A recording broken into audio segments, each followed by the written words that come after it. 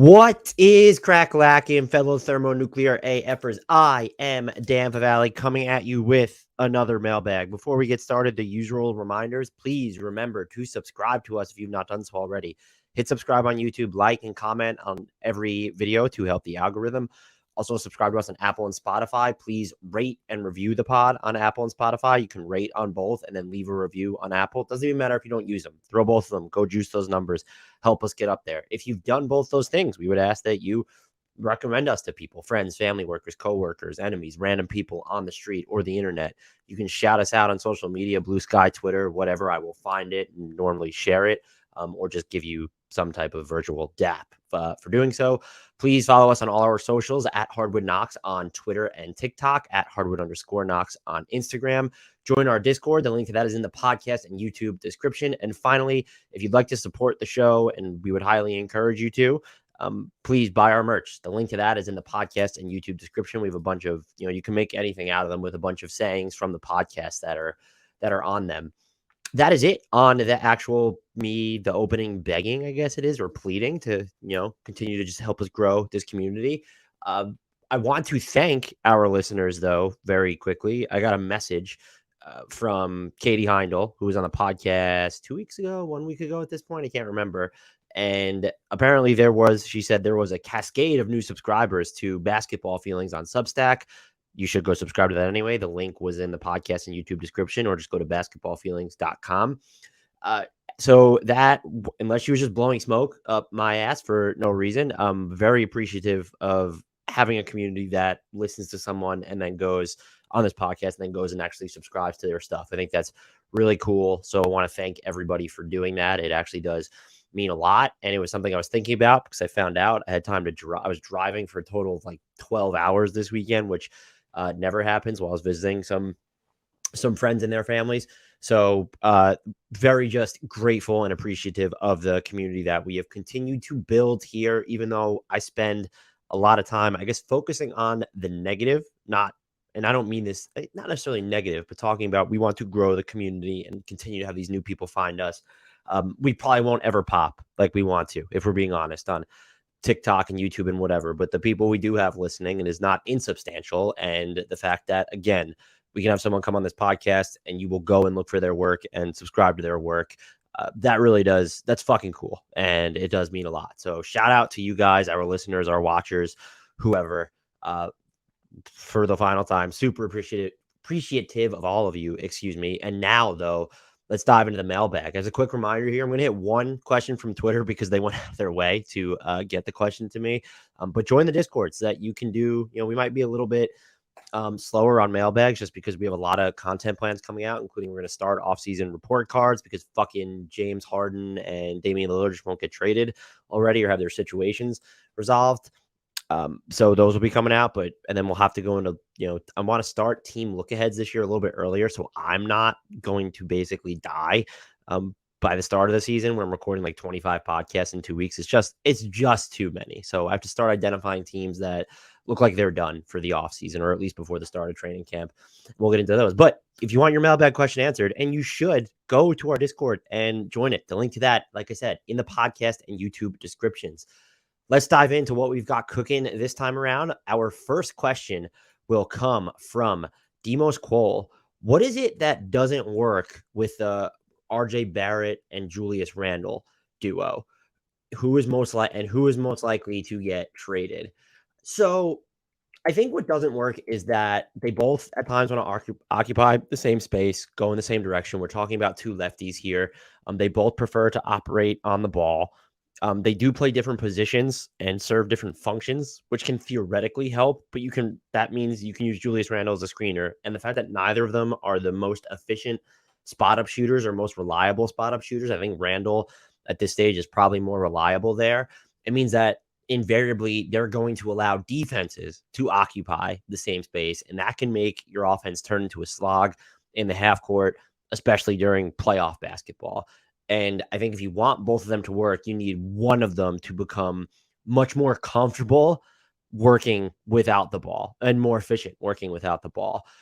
That is going to fall on RJ just because Julius Randle is so deep into his career and just so ingrained into the Knicks' pecking order as their number 2 guy behind Jalen Brunson right now. that I don't think the Knicks are ever going to give the type of agency to Barrett that says, hey, we're going to make Julius Randle work off the ball primarily as a screener. That just doesn't work. And if RJ starts hitting his spot up threes, I guess it gets better. There's no guarantee it works because you are playing Randle with a more traditional center almost at every point throughout the game, just based off Mitchell Robinson. And, they're not going to have a lot of his minutes are not going to come alongside Isaiah Hartenstein, who's not even allowed to kind of space the floor as much as he was, or I should say being used in the same vein as he was when he played for the Clippers. So it I don't want to say it doesn't work. I think it's what doesn't make this duo appealing long term or even immediately is what I would say. You can build capable lineups, but it comes down to, can you surround them with enough shooting, and the fact that you are probably going to have a traditional center on the court, and that we don't, would you call Jalen Brunson a decidedly above average shooter? And then you're dealing with two guys who are not decidedly above average shooters within this question that we're tackling. That is going to be the issue here. Who is most likely to get traded? It's RJ Barrett, just because I think he's going to hold more value as a player who's has a little bit of mystery box appeal left, where it's, well, what happens if we surround him with more spacing and maybe give him the ball, even if it's part of his second units? And then also just, he's a wing player, and Julius Randle is a pure 4, basically. Maybe other teams could talk themselves into using him at the 5, but you need to have a very specific defensive setup around him. And so I think you look at Julius Randle's contract, and we're talking about a 2-time All-NBA player here. We'll see if he can string together 2 consecutive seasons of that type of play. But he has, after next season, he has 2 guaranteed years left on his contract. That player option in 25-26 at $29.5 million is going to be worth next to nothing of the salary cap. It'll be at that stage less than 20% of the projected cap, and might even be closer to 15, depending on how quickly it rises if we get the 10% increments going forward in every year. So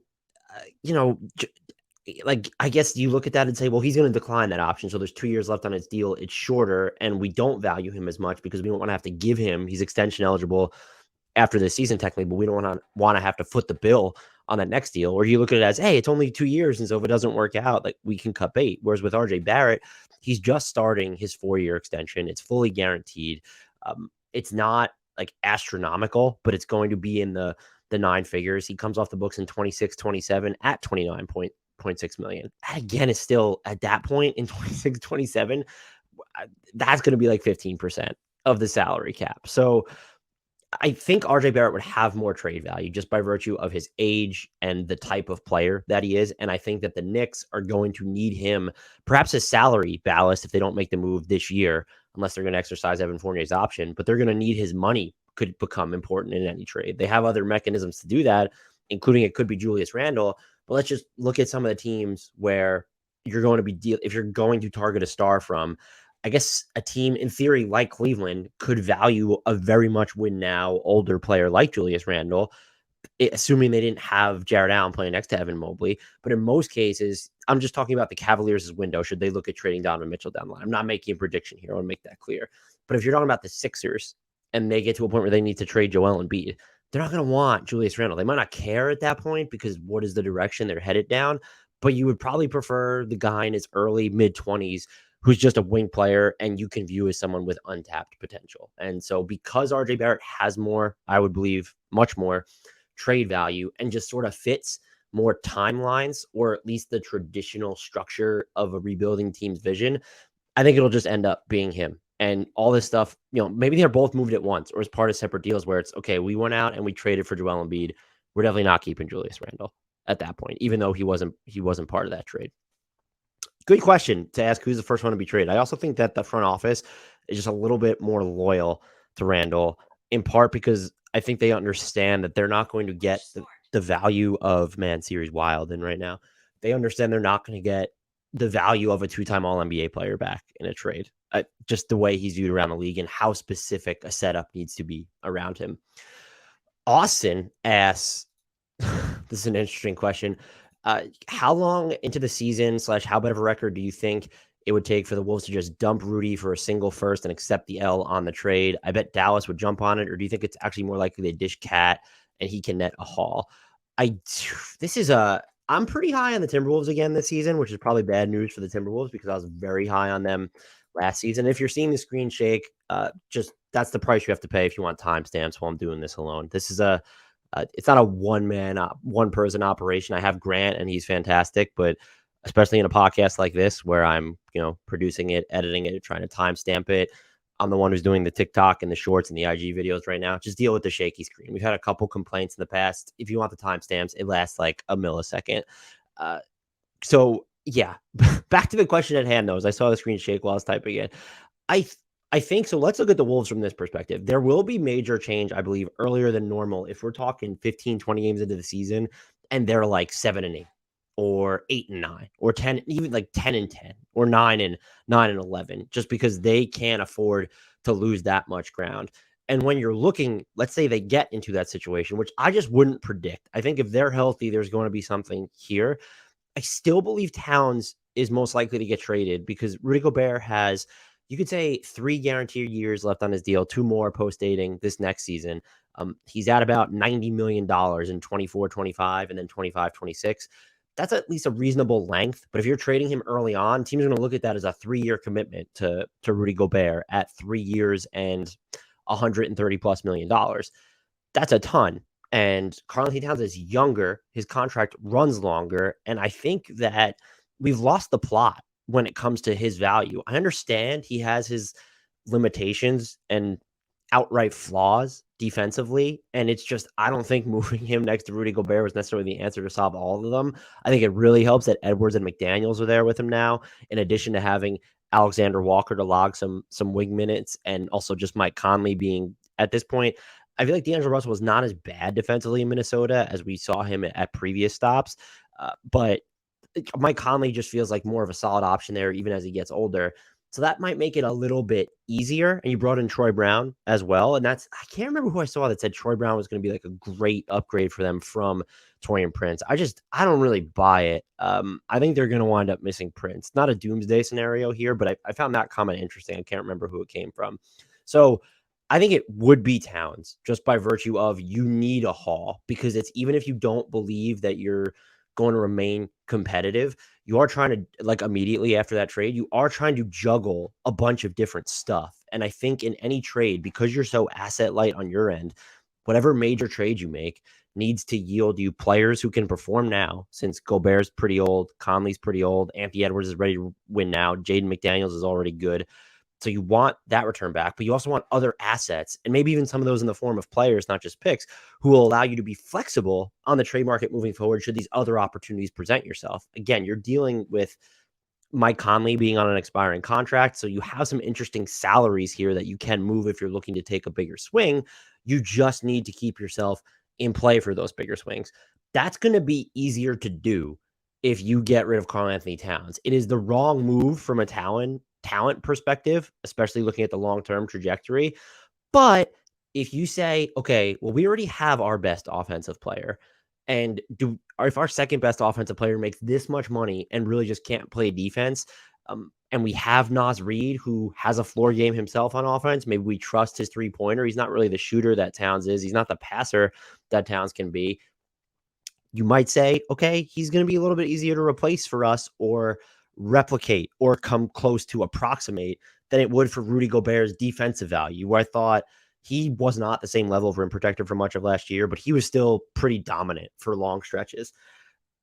I think it just has to be Town. And I think if you told them, let's just say they could trade him, Gobert, for an expiring contract, your position is such that you would still be left with, okay, this is just our team because we don't have any other assets, and we're going to have Anthony Edwards' extension kicking in on top of Karl-Anthony Towns, making about $50 million after next season. And so, okay, you could in theory have some cap space if you don't extend Jaden McDaniels, but if you extend Jaden McDaniels, it's bye-bye cap space, and you're still not talking about meaningful enough room to make a difference. We're also still not talking about a flagship market that's known for poaching free agents. And oh, hey, we're not really talking about a league in which free agents of value are really leaving anymore. It happens every once in a while on the level of a Fred VanVleet, but are you walking into that in 2024? I don't think so. So it has to be Towns, because the next trade, if you're making that trade, it's not just about panic. It's about resetting your deck for both timelines, the now and the later. And that's just going to be much more feasible to do in a Towns trade. And I do think, should it come to it, and I don't think it will this season. We'll see how wrong I am. We're going to be, but again, should it come to that, we're going to be surprised at how much Karl-Anthony Towns actually nets, because we're talking about, unless he sucks it up to start this year, still someone who is a transcendent offensive player. Carrigan asks, what are realistic expectations for John Collins on the Jazz next season? I don't think he's going to flirt for this all-star berth on the Jazz. I think the realistic expectation you want to really look at and say, okay, can he get his three-point clip back? He was at 29.2% last season, by far and away a career low, but he was dealing with some hand injuries. Can you get him back up to that? He doesn't need to shoot 40% like he did for 2 years, and I think it was 2020 and 2021. Can he get back to the 36%, 37% mark?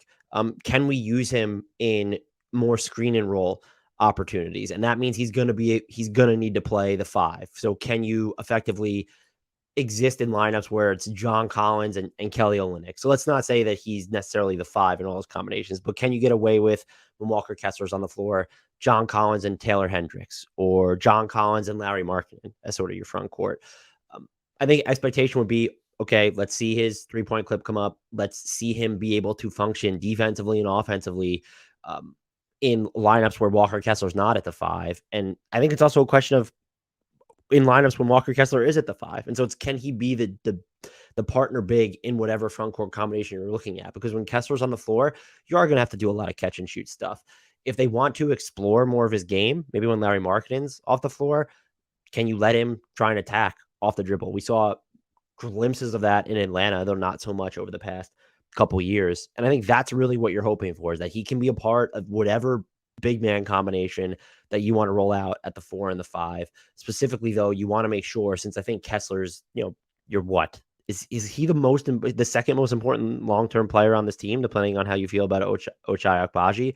So can he partner up with Walker Kessler effectively at both ends? But you also want, it's not just a matter of efficiency. It's, well, can he figure out ways to contribute, even if he's not able to be the primary screener? And I think, we should get a nice little sample on that, because the Jazz have all these players that work sort of up front. We know Lowry will play tons of 3, but Collins and Lowry would be borderline offensive juggernaut in the front court. I think that you probably get enough defense out of Taylor Hendricks. Can he sort of man the 5, though? He's a good helper and like sort of rotational rim protector when he's making rotations. Can he and John Collins play together? Olynyk and John Collins feels like it might be asking a lot. And it's sort of just, if you're going to go that route, you might as well just go with Lowry and John Collins at the front court. And so maybe that is sort of the simplifying the question of, okay, we want to see his shooting come up, and we want to see the John Collins de facto center minutes be a net plus when Walker Kessler's off the floor. We want to look at this guy and say, okay, he can be our backup 5 as well as our starting 4. And I think it's realistic to expect that out of him. And, if you want to get into like real numbers, his best season, his 2 best seasons, he was at like close to 20 points. I think you want to see him around that 15, 16, 17 points per game, being able to play around 30 minutes per game, hitting, like he always has. You want to see his 2-point percentage, certainly, which is why you want to milk him as the screener and roller, even a screener and popper. But he's shooting like 60+% on 2s for his career. So you want to see that. And then also, it'd be nice if we're talking about improvement. I know a lot of people focus on the defense. Can you sort of see him ratchet up his passing a little bit? If he's going to put the ball on the floor, can he make plays, make dishes below the free throw line? That would be just the realistic expectation for him, though. I would set it at, let's see the 3-point percentage bump up, and let's see him be able to be not just work alongside Walker Kessler, but be able to float units as either the de facto 5 or next to another big, depending on how you feel or what you would consider Taylor Hendricks in those situations. Unbiased Pistons fan says players like Hamidou Diallo, Christian Wood, PJ Washington, who are definitely rotation level at worst, are still unsigned. Is this because of the Harden Lillard situation, the new CBA, or something else I'm missing? I think in a lot of these scenarios, it's just going to be a combination of different things here. In the case of PJ Washington, I don't really know what's going on in Charlotte. Maybe he was expecting some bigger offers. I doubt they're trying to work the phones on sign and trade scenarios. He doesn't have the leverage to get a better offer sheet right now. I think in his case, maybe he's actually weighing signing the qualifying offer like Miles Bridges did. With Christian Wood, I think you're waiting probably for the Damian Lillard situation specifically to settle, because would the Heat consider getting involved in a sign and trade with Dallas on that rather than you just going to the Lakers for the minimum. And with Diallo, I think that could be an offshoot of the CBA, unless teams are really worried about his ankle injury that he suffered to close last season. I think that could be a function of the CBA, which I would say all of these are maybe a function of the CBA, where for some reason teams, and this isn't a CBA thing, but looking at PJ Washington specifically, teams are still just reticent to hand out these offer sheets. I still can't believe that Austin Reeves didn't get one. No one tried to force the Lakers to pay more there. Kudos to them for projecting an air of we'll match anything across the league, but you need to invite these teams that have cap space to be more aggressive when it comes to RFA offer sheets and not tying up their cap space for as long. That might account for PJ Washington. But looking at the new CBA, just consider how many teams spent the full mid-level exception this year. Their full non-taxpayer mid-level, I would say specifically. That would be Toronto, and I'm pretty sure that's it. And so because teams are fearing the apron, and even if it's an artificial feel and they never and they never would have paid the tax anyway, let's use the Hawks as an example. But they're still kind of using that as the threat of, oh, no, we need to stay out of any sort of tax apron because of how punitive it could be down the line. They didn't use their mid-level at all. And so I think someone like Diallo kind of falls by the wayside, where he's like a mid-tier guy who should be in the taxpayer mid-level discussion, I would say. Maybe the room exception probably shouldn't get the whole non-taxpayer mid-level, but because of the way that these structures work now, and I think it will get even worse as time goes on and we can see teams hold on to these exceptions to use them in trades. These are players that kind of drop. Diallo and Wood, not so much PJ Washington, that kind of just fall by the wayside, and they're going to end up taking, unless something materializes after maybe that's what they're waiting on to see what teams settle on as a result or are left out of the Harden Lillard situation. I can't see that. Wood, it might impact the most just if Miami decides to have interest in him. Again, they have Kevin Love though. Like, are you really that high on the Christian Wood, Bam Adebayo combination? I mean, maybe you are. So if you're Diallo and Wood, you kind of want to just wait it out if all you have at your disposal right now is going to be minimums. And that would just be my guess here. I think the middle class, some people have said that this is overblown, but I really think the middle class of players is going to be adversely impacted by this new CBA as time goes on. Next question comes from Glad. They ask, if the Spurs see Devin Vassell developing into a number 2 option, think Chris Middleton, should they extend him to a contract as such? Say, I don't know, 4 for $140 million or 5 for $180? Because if he does take that leap and they only give him a 4 for $80 or $100 million contract, he prices himself out of another extension in the future, like DJ did. It would make more sense for him to go into unrestricted free agency to get a bag rather than extend, since the Spurs are capped at 140% max extension off his last year. There's risk, obviously, if he doesn't reach that potential, but I would think it's a bigger risk losing him in free agency. That's an interesting way to sort of look at this, where what Glad is asking here, if anyone sort of lost track of that, is, so should the Spurs extend Devin Vassell to maybe even a higher number than he would agree to, because they're going to be limited when he's eligible for an extension in 2 or 3 years from that point, to say, hey, we can only give you 140% of your deal. And if he's only making, let's say 25, if he's making 20 million, is going to be less likely to sign that, because he would still be making under 30 million. Or I guess it'd be over 30 million at that point when looking at where his contract finishes. But if it's a flat rate, if you're going to extend him off a $20 million number, you're only going to be able to offer him sub 30 million, which at that point, relative to where the cap is going, won't be that much. And if he develops into a max type player, you're going to risk him hitting the open market. I still think this is you want to maximize your team building flexibility. And as Brian Windhorst calls this, the fun max contract. It doesn't have to be a max contract, is what I'm saying. This is the fun extension, because the players, a lot of the times, if they're really valuable, are going to end up being on your team for sub market value. And you're not going to, I think you can't think too far ahead where it's 2 or 3 years down the line and worry about an extension here, because you can still have the ability to re-sign him the most in unrestricted free agency.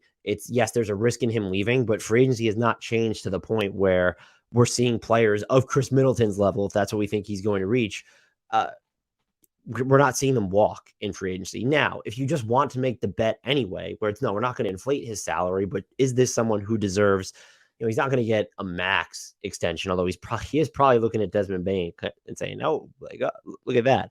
But is he like, you're not going to give him, I'm saying, the 5-year, $205.9 million contract. Could you give him like, do you offer him 5 and or do you offer him, excuse me, 4 and I don't know, 4 and 120, something along those lines? Do you offer him, even go up from there? Uh, I don't know. I think you have to believe that he's that player, and that's where you really get into it. And so we're talking about someone who I think if he wants to meet, and if he's going to be Chris Middleton, he doesn't necessarily need to do this, but sort of the next frontier for him is I want to see him improve his facilitation and get to the basket more, drum up his free throw volume more, be more aggressive in that regard. But you still look at his entire package, and he was in the 84th percentile of efficiency as the pick and roll ball handler last year. And this is someone who does not turn the ball over a ton in those situations. For everyone who ran at least 100 pick and rolls last year, this is the list of players who averaged over 1 point per possession with a turnover rate of under 10%. We have Jalen Brunson, Anthony Simons, Tyrese Maxey, Jimmy Butler, Kyrie Irving, Monte Morris, and Devin Vassell. That's awesome company to keep. And Vassell ran quite a bit of pick and rolls per game. He had the lowest volume because he missed so much time with injury. Could the Spurs be worried about his durability in his next deal? Perhaps. Still, I just think this is someone I question whether he'll stop bailing out when he gets to the basket. Could he ever be a viable, a super viable ISO option? The Spurs aren't going to ISO a ton, but he had a sub 30 effective field goal percentage in isolation last year. Can he nudge that up? Can he be more efficient when he's going to get to his drives? And part of that is he can't bail out before the basket. You want him to get fouled more. But this is someone who didn't have a whole lot of talent or even spacing around him last season, and he still dropped a 12.5 assist rate on his drives. And so there were over 130 players to use at least 300 drives last year. And anyone to match his assist rate or turnover rate, which was 4.5, a 4.5 turnover rate and a 12.5 assist rate. I hope I'm not talking too fast here. There were only 4 players that did that: Chris Paul, Fred VanVleet, Tyrese Halliburton, and Devin Vassell. That's super wild. And you can even, if you want to lower the threshold, there'll be some names that come in there. But out of 130 plus players to use 300 drives, you're keeping, or more drives, excuse me, you're keeping that type of company. That's pretty absurd. I don't know if he'll ever make super complicated passes, but this is someone who is a smart passer. And so if he can get to the basket more, if he can get to the line more, or if he can develop maybe more of a pull-up 3-pointer, not just from the mid-range, or someone who can hit more difficult 3-point attempts, you check two of those 4 boxes where it's, and I think getting to the foul line can come with rim pressure. And so if you put more pressure on the basket, follow through on those drives, become a more aggressive ball handler in that regard, there's your 2 of the 4 boxes. But if you can check 2 of those 4, where it's free throw frequency, rim frequency, hitting some more difficult 3-pointers, and then just upping your playmaking, I think, honestly, one of those, the rim pressure, might just sort of be the domino effect for another 2 on top of that, the playmaking and the free throw frequency. And so that becomes a big deal. I say all this because, 1, I'm incredibly high on Devin Vassell, for anyone who listens to this podcast on a regular basis knows. But 2, I would be comfortable if the Spurs went the route of, you know what, we're thinking the way that Glad's thinking here, and we want to ensure that we can extend him off this number to where maybe it doesn't hit his max, whatever it could be at that point, but it's a number that will get him thinking. And so if you want to go, Glad suggests 4 for 140 would be mega aggressive. An average of $35 million a year for Devin Vassell is not something that's super close to his 4-year max right now, is 4 and 159. So would you do it? I wouldn't. Would I do it? 4 and 140 for Devin Vassell. It feels a little rich. I would do it. I would do it if that's a number. 4 and 120 is a no-brainer for me. Maybe 4 and 130 is that the middle ground, and you go from that point, and it's by his salary will then be high enough to where let's say it's just flat. It won't be flat. Maybe it'll probably be escalating. So you get, because it'll be sub max, you can make it flat. If it's off of $35 million and you're able to give him 140% raise right off the bat, you're talking about $50 million salary, almost 49. Yeah, that's going to be a number even at that time for 4 or 5 years down the line. You could also just go the 5th year. Might be Like, is that the compromise where he gives up a player option and you're not giving him the max, but can you just go the full 5 years here, which at that point is it 5 and 180? 5 and 190? Is that like that's not even the middle ground? So something along those lines. I would do it. I think specifically the 4 for 140 is a good number. 4 for 130 might just be a little bit more sensible because you can make it flat from that point. And so his max salary in year 1 of the extension as of right now can be 35.5 million.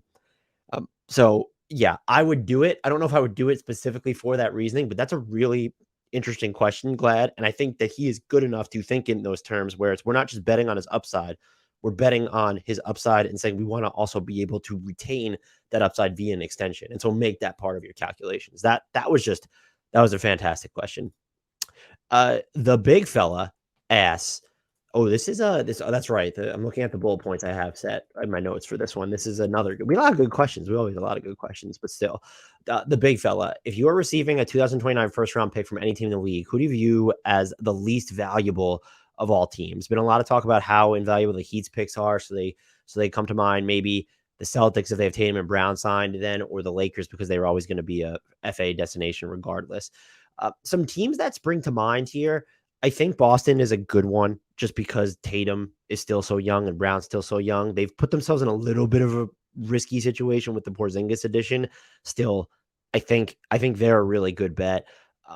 You have to look at some of these up and coming teams of, okay, well, maybe you don't necessarily trust the organization, so we're not going to go with the Pistons, but I would not want a Magic 2029 first round pick when they just have Paolo Banchero, Wendell Carter Jr., and Franz Wagner on that team. Forget about everyone else. Those three just really do it for me. Another teams 1 and 2, and like this is so long that some of these teams could really go through proper rebuilds. I don't know that I want a Jazz 2029 first round pick. If you're asking me to choose between Orlando, Utah, or Boston, I think I'd probably still not want Boston's the most. Another question to sort of look at with this is who's would you want the most? And the Heat and the Lakers factor into this discussion too, where it's no, you don't want those picks because you talk about how they're not really valuable, even though their teams are getting older. The two that sprang to mind since I did this exercise both ways, I have Charlotte just because I don't fucking trust Charlotte as far as I'd like even at all. And then I also have the Suns here just because at that point, yeah, Devin Booker is still in his prime, but Bradley Beal and Kevin Durant will not be, and they probably won't even be in Phoenix. Those picks are, of course, they're already gone. But it would have to be a matter of, the Nets are actually trading it. But if I could have any team's 2029 first round pick unprotected, it'd probably be Charlotte's or be Phoenix's, I think. You could go Chicago's maybe, or does Toronto factor into that equation? Maybe. This question feels like there's a lot more answers, but I think Boston's the correct answer to the actual question here. And I think the closest one that comes to rivaling them, I think I might go with Utah. They don't have that North Star just yet, but the sheer number of assets they have is going to allow them to go out there and just make wild trades if they want to. So they're not going to go through this extensive rebuild, and you can trust that Danny Ainge will be aggressive on the trade market. We just saw it with the John Collins deal, even though that was a matter of just absorbing salary, basically. But those are the opportunities he's going to monitor the market for, and he will act, even despite the jokes, including ones that I've made about his like slew of almost while he was in Boston. Everything Black asks, you're the new owners of the Charlotte Hornets. Why do you hate me? Is just my first response to that. But you're the new owner of the Charlotte Hornets. What direction are you heading in? What moves do you make to undo the damage of the previous regime? So I start over and go through a proper rebuild. And maybe it's not even a matter of start over, but I am looking at dealing everyone. Gordon Hayward's expiring deal, I'm only dealing that if I'm getting expiring money back or bad money, long-term money back that's attached to picks. I'm looking at, can I get off of Terry Rozier's money, maybe for a worse contract or a less desirable contract that's going to come with draft equity, or can I just get an expiring deal for his services? What I'm doing is I'm roping off LaMelo Ball, especially because he just signed an extension and the poison pill provision makes it difficult to move him. I'm roping off LaMelo Ball. I'm roping off Mark Williams, and you have to rope off Brandon Miller at this point, and that's kind of it. And I'm just looking to recoup as many future first round picks out of the equation of what's left as I can. I'm giving more run if you're not moving these guys. Like, oh, is there anything in JT Thor and Kai Jones left to explore? I'm kind of out on the James Bouknight experience, so they could do with whatever with them. It's tough because they're basically in this spot already to where they could just continue to rebuild and not blow it up. I think the big one is, okay, do you look at moving Miles Bridges? He opted into he signed his qualifying offer. He's going to be a UFA next summer, but that also means that he has an implied no trade clause and his bird rights aren't going to transfer.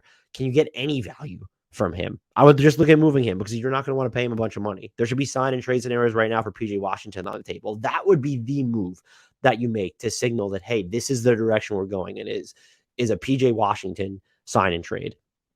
And that's just the route I would go because I don't think these accessory pieces around LaMelo and Mark Williams and Brandon Miller, even if all three of those guys reach their peaks, are going to be intriguing enough to make this team profoundly competitive to where they're doing more than contending for maybe a 6 seed or something. It's in their case, though, it's always a lot easier said than done. In their case, though, it's just tricky because they don't have much even of value to move. Yeah, if you put LaMelo next summer on the open market, he's definitely going to net you ton of value, but you're not really at that route. You can have the one max deal on your books and still continue to try and rebuild around him. But would I make it completely off limits within the next 2 years? Like, let's get him to go through the first year of his max deal and just sort of see where we lie. I mean, the other thing here is I don't think he has any player options on his contract. And so you do have the flexibility to sort of wait this out and, 2-3 additional years, including this one. So 3 or 4 years total to kind of figure this thing out around him. Yeah, Mark Williams, Brandon Miller, LaMelo, and let's just try and figure out if any of these other guys have values, like a Kai Jones, like a JT Thor, of course, some of the rookies they have this year, Nick Smith Jr., James Nye. So just, yeah, that's the route that I would definitely go down if I'm them. And I think the harbinger, the most poignant harbinger of traveling down that road would be, oh, we're looking now at signing and trading PJ Washington, or maybe it's even just we're making the midseason move of trading PJ Washington once he's trade eligible, once he finally agrees to his deal, and moving Miles Bridges, even though I guess you kind of lose the opportunity to move him in a side and trade next summer if you're doing that. That's just, and I feel like that's almost an easy answer. Everything Blacks almost also has another question. They ask, are Lillard and Harden the cork in the bottle holding up other trades, or have other teams simply been resigned to their fate with the rosters they have? I'm thinking Toronto, Dallas, Atlanta, and Chicago as teams that should make moves, but they haven't. So it's a case-by-case basis. I think that in some of the teams they've resigned to their fate, or they've chosen their direction, whereas we want Chicago to make these teardown moves. They're not going to, based off what they did this offseason, whereas they went and they paid Javon Carter. They brought back Nikola Vucevic. They're a team that's trying to tread water where they were and somehow improve, even though they're not adding a ton of talent to nudge them in that direction. They're probably banking on Patrick Williams getting a lot better. In the case of Toronto, they've kind of done something similar. And even Atlanta, they've just said, hey, we're going to trade water. They have been loosely linked to Pascal Siakam, but are the Raptors going to go down that path now when they paid Jakob Poeltl and they did use their entire mid-level on Dennis Schroeder to replace Fred VanVleet, letting FEV walk, suggest that maybe they would consider that now? Feels like it's going to have to be just sort of this monster offer that bowls them over. And I don't know that they're going to get that right now, which leads me to the next part of this. It's just the time of year in some respect.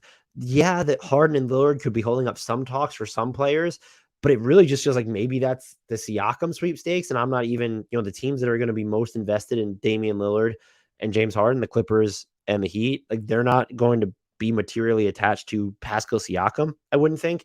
It's more so this is not the time of year where teams are going to make, let's say, teardown moves or buys for, candidates that aren't obvious, because let's use the Mavs. They very clearly need wing defense.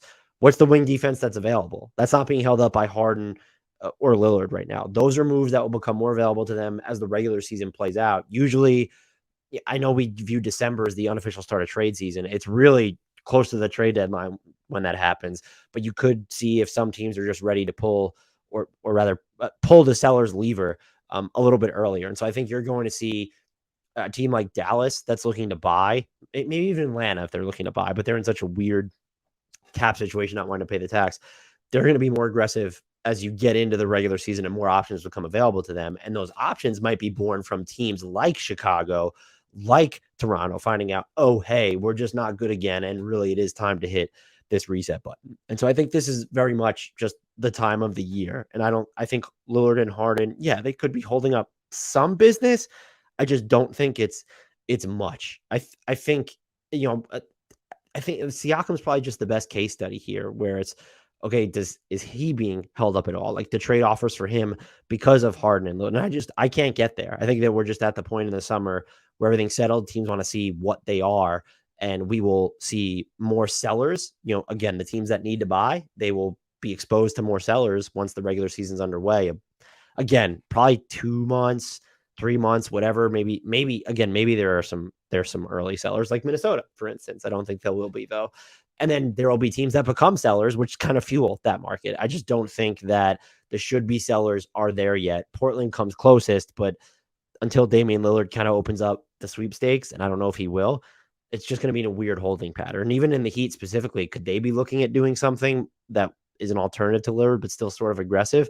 Maybe, but they'll probably wait to go into the regular season and see if they can not stumble into him, but wind up with him, a la Kevin Durant with the Suns, where he rescinded his trade request and then he eventually ended up in Phoenix. Anyway, good question though. This next question comes from Colin. What position makes it easiest to maintain value as a player ages, and what is the hardest? That's a fascinating question. I think at this point it has more to do with sort of archetype and function, to where I don't want to manipulate the question like this, but I would say the toughest position to age would be the athletic point guard, the Ja Morant, the Russell Westbrook, the Derrick Rose. Because when you not only have athleticism, but when it's sort of this primal force for you, you rely on it so much during your peak that it becomes incredibly hard to adjust and adapt in the vein of being a more complementary player or finding other ways to contribute at a high and comparative level as you're getting older. Because if you've spent your entire prime not needing to depend on being a spot up 3-point shooter or even a pull up 3-point shooter, and you really need your speed to get by guys and draw fouls and attack the basket, it becomes difficult. And we've seen it with Russell Westbrook. We even saw it with Derrick Rose, though injury certainly factored into that. And so that would be my pick there. I think you could just say hyper athletic everything, of course, but with point guards or floor generals specifically, it just gets tougher because a lot of that stuff is happening on the ball. The easiest position to age, I think it's like an off guard.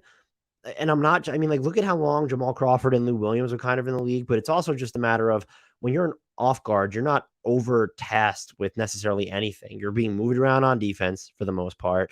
You don't have to be hyper athletic. You can live from the perimeter. You can come off the bench and lead those units as sort of a secondary playmaker. And so I really do think it's that. And yeah, if you're predicated on hyper explosiveness, but if your job is to really just score and be a third in line offensive steward, that feels like the best spot to be in as you age. I think you could also just say, is it a 3-and-D wing, where that's not someone who's going to get a lot of on-ball agency on offense, so you're not going to see their usage through the roof, and then they get to focus on defense. But even that feels like sort of exhaustive, depending on what assignments they're going to cover. Where you look at OG Anunoby, who's just going to run the gamut and defend every position, does that age as well as someone who, I'm kind of only guarding like the 2 and the 3 and the 4. And so I think I would go with off guard there. That's a great question, and it's actually a really tough question. Last Chance, who, if this is the last chance that I'm thinking is a very, very, very good friend of the show, and hopefully I'll be speaking to him soon about the Detroit Pistons, asks, what, if anything, should we take away from Anthony Edwards' soon-to-be World Cup performance? I think the things I would be watching for is, does the spot up 3 work? He was at sub 29% in the playoffs. We've seen him hit it before, but you want him to be able to play off others so that Jaden McDaniels can expand his game. You have Towns, you have Conley. The big thing for me, though, and I won't read into anything defensively that I see, I'm sorry, is can he sort of set up the offense more efficiently and consistently? More consistently efficient would be the best way to phrase that, in the half court on his drives. we've seen the peak of what he can be, but like there's still as a passer, I mean, there's still so far for him to go there. I think even when you're looking at his drives, which is where he's going to be his most dangerous, he was 43rd. There were 51 players to average at least 10 drives per game last year. He ranked 43rd in assist rate. He was dead last in pass rate. And I think when you watch and you go back and you see some of he wasn't super turnover prone, but when you see some of the turnovers, it's a lot of him being indecisive when trying to split double teams or trying to change hands at the wrong times when he's splitting double teams, or he lets himself get too deep under the basket and is trying to throw these really tough baseline passes. But then he can also get a little tunnel vision when he gets below the free throw line. And I think he sort of needs to nip that stuff in the butt. And you want to see him make more complicated passes where it's, hey, I'm not just trying to work it to one of the guys in the corners. I'm going to throw passes behind me, or I'm going to throw quicker thread the needle pocket passes before I even put the ball on the floor. And so I guess what I want to see from him, and I'll watch for it in the World Cup, I'll watch for it all of next season, but especially at the beginning, the first quarter of the season, which I think will be critical for the Wolves, is he mixing up his array of passes on a more continuous basis. We've seen him throw the difficult passes I'm referencing, throwing it behind him, hitting Rudy Gobert in the pocket. We've seen him do it. We have seen him do it, but it's just not consistently enough. I have seen enough, however, I would say no, but to firmly believe that he is going to be that guy, where this is someone who won't just be the primary scoring engine. Like, he will be the primary passing engine for an elite offensive team. When you pair that with his defensive tools, we're talking about someone who has an MVP's ceiling. And that's of course what we're going to be watching for. We'll see if it manifests this season. Is it next season? He's still really young. We're only entering this year. He just signed his extension, so he's entering year 4. But I do think that you can take away. And does he play with a little bit? When you watch him, it's like, okay, he might do these drop-offs or just sort of these push passes, maybe where he's not putting the ball on the floor and things are slowed down, but he doesn't kind of have the methodical off the dribble game. Like, let's pull back and there's a change of cadence here. It's very much like, I'm going to go and I'm going to try and split through this double team or go around someone. We saw a little bit more of him just kind of being more deliberate when he is working surgically. But can you just vary those cadences a little bit to where you're not, let's say, it doesn't have to be, oh, I'm operating from a 1 or 2 or all the way to the 11. Like, let's look at some of those in between numbers on the dial, a 5, a 6, a 7. I'm talking about the acceleration with which he's going after it on possessions. And look, he has it in him. We've seen it. Can we see more of it and more consistently? That's a great question, though. And we'll have to see how I think World Cup is being played as I actually record this, or it might already be done. We'll see if we'll see if this does anything for his development there. This next question comes from Killhoss, and it is a bear of a question, or it ended up being a bear of a question based off how I approached said question. Do you have any too early camp battles you're looking forward to? Utah's a bunch of power forwards. Magic have a bunch of guards. Bol Bol's obviously going to push for KD's starting spot. What lineups do you think are in flux? So I went through all the teams in the league, and I tried to limit it to fewer than half of just sort of looking at overarching rotation questions I have for them, maybe with a focus on starting and closing lineups. Atlanta stands out. Who's going to be the 4th or 5th starter, or just the 5th member of their best closing unit? A lot of people have Sadiq Bey penciled into it. Could they start smaller with Bogdanovich or AJ Griffin? Do they give Jalen Johnson a shot at those minutes? Boston, who's the big next to KP? Is it Horford? Is it RW3? Does that even get decided in camp, or is it just availability decides it? Charlotte's front court, I have all sorts of questions here. Assuming PJ Washington's back, who starts? But because you're only going to start 2 of those guys, assuming Mark Williams is your center. So Miller, Bridges, and PJ Washington. Who among them is starting? Who's coming off the bench if Washington's back? Dallas's front court is all over the place. Does Josh Green get the nod over THJ? Are they also, when you're looking at the front court, are they just defaulting to Powell and Grant up front?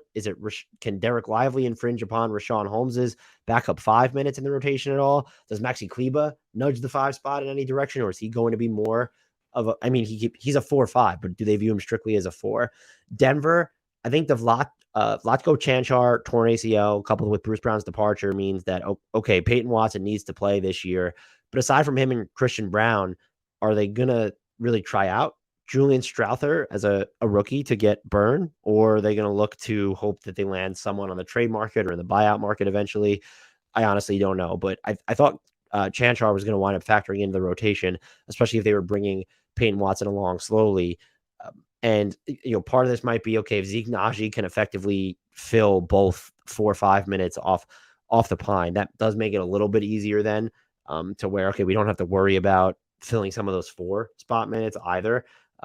The Jeff Green minutes, the 4 minutes, and then the small ball 5 minutes. None of these other guys that I mentioned are going to be in that discussion. But you could slide a Peyton Watson, or you could slide a Julian Strawther in theory up as a small ball 4 type. Detroit, I mean, the front court, do they start Duren and Wiseman, which was happening towards the end of last season? How married are you to this too big model, to where I think Isaiah Stewart is the closest you're going to get to not a stretch 4, but a should be 5 that can effectively play the 4. I do believe that he can do that. Just how married are you to that setup? Because I think that Bojan Bogdanovic should be logging time at power forward if you want to maximize the spacing around your 3 most important players. Probably are Sar Thompson, Jaden Ivey, and Cade Cunningham, none of whom are the most effective outside shooters. The Rockets, I'm just interested in everything, but more so, what does KPJ's role look like on this team now that you have Brooks and Fred VanVleet? Jalen Green is going to factor into that. And then are you going to find minutes for Jayshawn Tate here? Will Alperen Sengun have a quick hook? They did sign Jock Landale and Jeff Green, who can play some small ball 5. You could also slide Jabari Smith Jr. up to the 5. So those are things I'm going to be watching for. Not sure much of that's decided in camp. The Pacers, I'm still kind of fascinated with the wing minutes. I know they're going to skew small and spacey and fast, but you have Brown, Benedict Mathurin, Aaron Nesmith, Andrew Nembhard. Are any of those guys going to fall out of favor? I don't like you have equity invested in Brown, the money for 1 year, and Mathurin, just the pick that you've expended on him. Or are you just very much going to play small all the time, and we're going to see Jalen Smith and Obi Toppin not really factor into the 4 at all, because you want to get all these guys ample wing minutes. And it helps that Nembhard, of course, can play some point guard. The Grizzlies, can Zaire Williams get back into the mix this year? Hopefully he's had a healthy summer, unlike last offseason.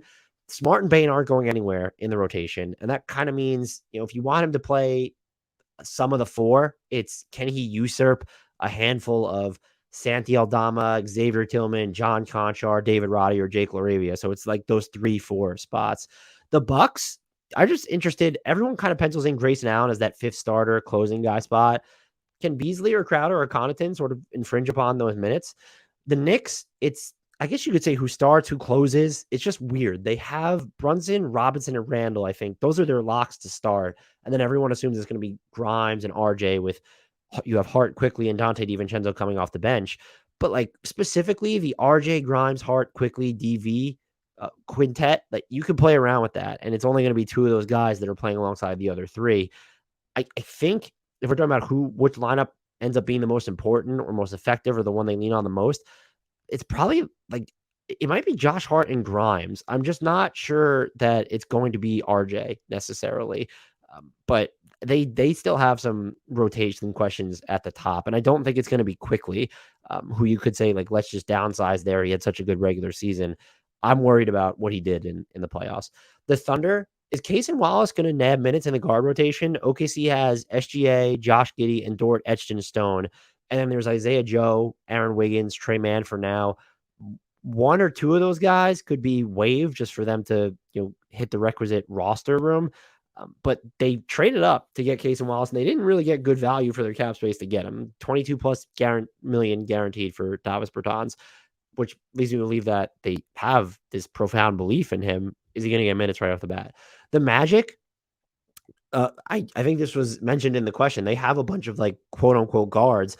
Is there like a weird Anthony Black versus Suggs versus Karl-Anthony battle? Do they view Anthony Black as someone who can provide them with wing minutes because of his size? And if not, who of these 3 falls out of favor? My guess would be Karl-Anthony, because I'm predicting a big year from Jalen Suggs. But that's, we're talking about a team that also has Markelle Fultz, Gary Harris involved in the equation, and you want to put the ball in the hands of Franz Wagner, Paolo Banchero, of course. So they're just a fascinating team. And I think that they have, just because Anthony Black is so big, I think that their questions are probably a little bit easier to answer. You can mix and match some of these lineups because we don't care about positions. But you did sign Joe Ingles and you have Jet Howard, and so Howard's going to, in theory, crowd the guard rotation even more. I want to see.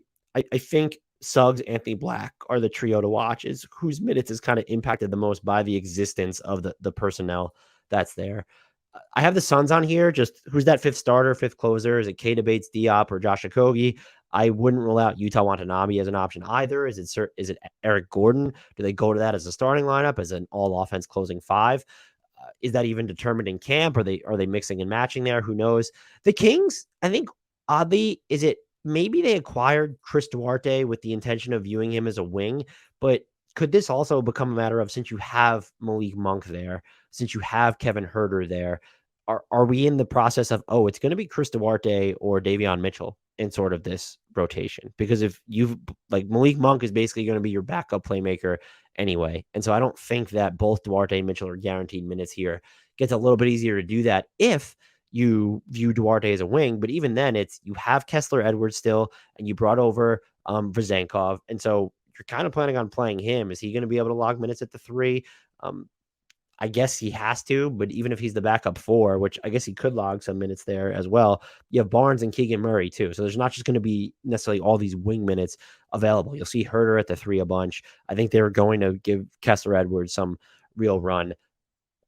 I liked the Duarte pickup. It was fine. I'm just not a believer. I never have been of Davion Mitchell on offense, and I know what he can bring defensively, but this is very clearly a team that sent the message, we're going to really just care about blowing you the hell out. And so that's like a weird sort of quirky, I don't even know if it's a battle, but I feel like it could be.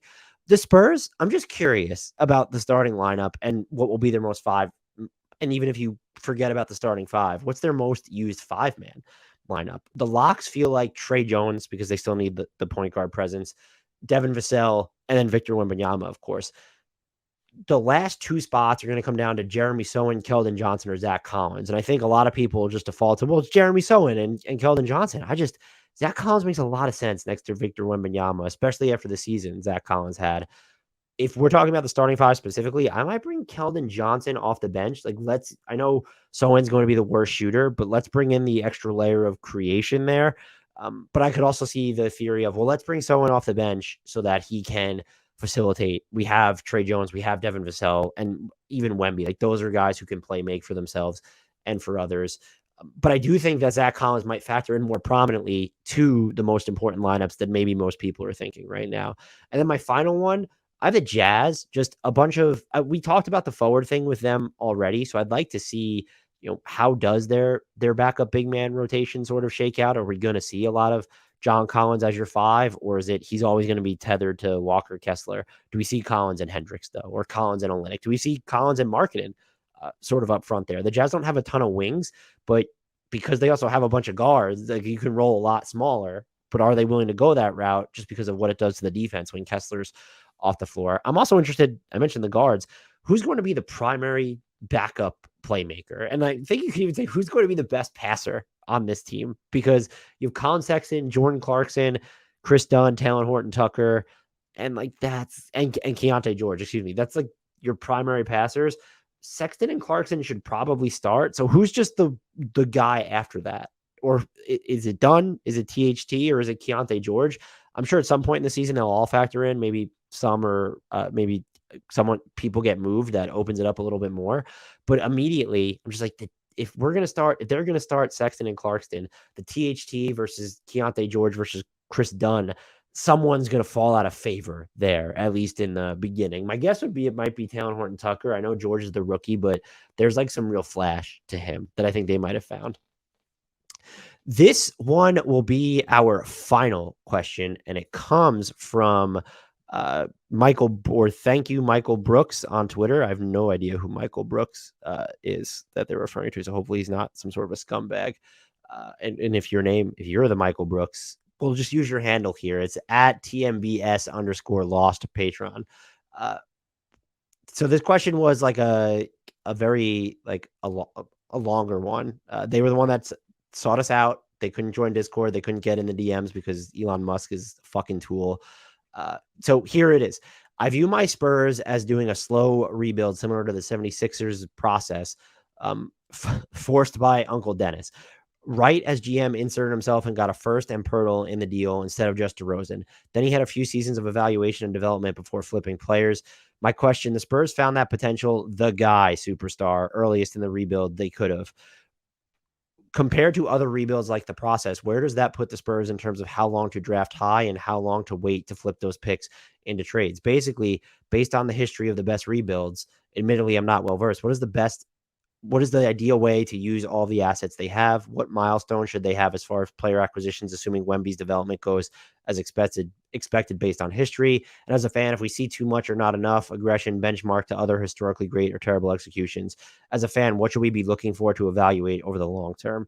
So I'm just going to look at this as how should the Spurs kind of operate for their rebuild here? And I think that you want to look at specifically this season and say we're going to get another high pick unless Wemby is just so good that we somehow stumble into the play-in or playoff race. And so the plan is to look at what you have in Victor Wembanyama because he will dictate how quickly you should accelerate your rebuild. And I think other decisions that factor into that is Keldon Johnson's extension so little that money really doesn't matter. You paid Trey Jones very little over a short term. That doesn't matter. But the Devin Vassell extension, that's going to kick in, or I'm assuming he gets an extension. But Devin Vassell's next deal is going to be quite a bit of money. And so once you sort of sign off that first really big contract, the clock does start ticking a little bit. But you go through year one with the intention of, okay, we want and are going to have a high draft pick. I think after that, you also probably approach it as year two with Wemby. That's what we're also going to assume, but we're not going to actively shut it down to get that high draft pick. We're not going to make any major moves, but we want to make sure what we have here is real. We only have the one guy, let's say in Devin Vassell, who's on this massive contract. You can always be opportunistic and monitor the trade market, of course, if the right player becomes available. But in terms of actively seeking out that bigger deal or signing, you could say, but just free agency is like fucked at this point. You're not going to find that guy in free agency. I think it's a 2-year period where it's this year is the, okay, if you want to tank and he's going to be shut down, do it. Get that other high draft pick in there, even though people aren't necessarily high on the 2024 draft class. Next year, still follow that organic route. And I guess if it's really a matter of towards the end of the season, you could go for another tank job in the middle of towards the end of that'll be 24, 25 season. Look at this now that you have Wemby as that 2-year experiment. This is assuming his development goes according to plan. And then from there, at that point, that's when you get aggressive and looking at the trade market. You're going to be talking about Jeremy Sohan extension at that point anyway. Keldon Johnson's deal is going to be, smack dab in the middle of it, assuming you haven't moved him. Trey Jones is going to be a free agent again by that point. Like, you really need to look at it. And even you're going to be talking about, do we need a Malachi Branham extension here? So those are going to be your big questions. You want to try and keep your flexibility to that summer of 2025, I would call it. We want to be as flexible and aggressive as possible. That's when you open up the doors. You should also then have a year's worth of information on this high draft pick you got in 2024. Yes, you want to know what you have in the higher draft pick in 25, but assuming Wemby's trajectory goes according to plan, we're not talking about another top 5 pick. We're talking about maybe a top 10 or 12 pick at that point. And so that player becomes easier to move. And that's because you have these other assets, some of them which will be conveying in that draft. They have that Bulls pick in 25. You're going to start those Hawks assets are going to be coming down the pipeline. So they might look a little bit more valuable to certain teams. That's when you go on the trade market and say, I don't know who's available. Is Luka available at that point? That's when you go in. Now, if Wemby's development does not go according to plan, you slow play the hell out of this until you know exactly what you have in Wembanyama. And I think we know what they have, but if something goes amiss, if he gets injured or doesn't have a great rookie year, I think it pushes back your timeline another year. And so now you're looking at, okay, it's the summer of 2026. Devin Vassell's 2 years into his massive deal. We've had to make decisions on Jeremy Sohan, Malachi Branham. We have some of these other rookies in our program, but if just something goes wrong with Wembanyama's rookie year, you approach it as, okay, well, let's go through 2025. And that will be targeting to get another high draft pick. Then we take a step back to see what we have in Wemby. And if it's still not going according to plan, you have some real existential questions you need to ask yourself about him. You need to calibrate your view of him as a franchise centerpiece and whether he needs to be a part of your program. Again, I don't think they're going to get to that point with Wembanyama. So I want to focus on I don't even want to call it the more optimistic view, but the more likely path for them, which is Victor Wembanyama is, as Grant likes to say, 75 to 80% of the player he's supposed to be. 2 years. Let's 2 more years after this, and then it's really time to get cooking. You're going to have to start thinking about Wemby's next contract. You already have Vassell's. I just mentioned Jeremy Sohan specifically. You're going to have to think about his deal at that point. So give yourself 2 years and then get aggressive, and be aggressive through the trade market.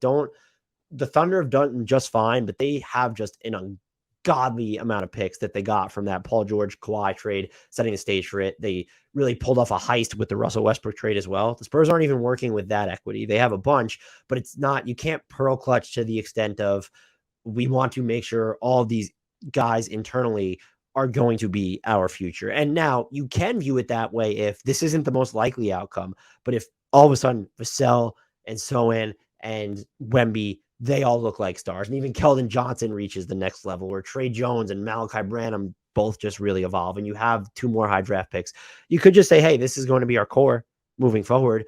But you need to see, that's not just a Wemby thing. That's did Devin Vassell become an all-NBA player during this time? Make a Shea Gilgeous-Alexander type leap. And does Jeremy Sohan look like he's going to be someone who could make an all-NBA team? The Thunder have a multitude of those types of prospects on their team that have shown the flashes, at least, where it's like, could Josh Giddey be a max player? Yeah, maybe. I wouldn't call him a cap stock superstar, but just max player in those terms, possibly. You have an all defense type guy in Lou Dort. You have an all NBA player in SGA. You look at Chet Holmgren and you say, that's someone who could make an all NBA team. Would you rule it out for Jalen Williams at this point? So if you're the Spurs and you really get to that level of riches, then it's okay. It's not a matter of slow playing it. It's just, are we going to use our flexibility on then trying to, rather than chase these mega trades in summer of 2025, look at spending on the second tier of free agents? Kind of like, think about what the Rockets did, but you're planning on already being good without these guys, where it's, oh yeah, Fred VanVleet and a Dylan Brooks, like those types of 2 signings. So if you're really that high on who's already there, I think the 3 most important players would be Jeremy Sohan, Devin Vassell, and Wembanyama in that respect. Plus, I guess whoever you draft in 2024, if they're coming along that capably, then yeah, all right, you can look to free agency. Otherwise, I think that a big part of making sure that you maximize, optimize, capitalize on the window of someone as transcendent as Wembanyama, to where, yes, because of his size, which is a singularity, and build, another singularity, you do have to worry about, let's not call him injury prone, but is his heyday as long as you think it's going to be? IX Grant, over under on 11.5 all NBA teams for Victor Wembanyama. I'm taking the over on it. But I'm just saying, if you're worried about, there needs to be a sense of urgency just because he is a singularity, sort of like the Pelicans with Zion Williamson for much different reasons. And so yes, that's what I'm looking towards. If I'm San Antonio, the summer of 2025 is an inflection point, because whether Wemby hits or doesn't, like, you're going to have the 2-year sample from him, and you can evaluate from there. And if you decide you need a 3rd year, because let's say he has a great rookie season and a poor sophomore campaign and stores out, or it's vice versa, a poor rookie campaign explodes as a sophomore, you want that extra year of information. Again, don't then make that big blockbuster trade, but keep your books flexible and add impact free agents at that point. And so it feels like they are headed down that path, by the way, for what it's worth.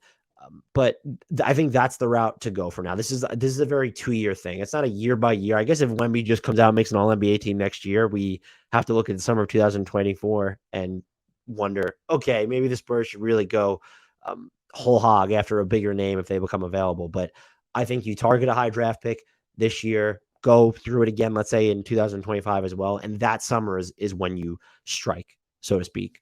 Hope you all enjoyed this episode. A lot of great questions. Thank you for all of them. Please remember to subscribe, especially if you made it all the way to the end, and share this episode. Like, if everyone just shares each of you, just take the time to share this one episode with someone, link them to it on Twitter, or someone you know who likes basketball, whatever, the YouTube, the Spotify, the Apple. Just throw it out there, share it. Maybe that'll help us increase our audience. But our incumbent audience, I love you all. Thanks for listening. Until next time, I leave you with the shout out to the one, the only, the indelible, the best player on the Charlotte Hornets, Frank Ntilikina.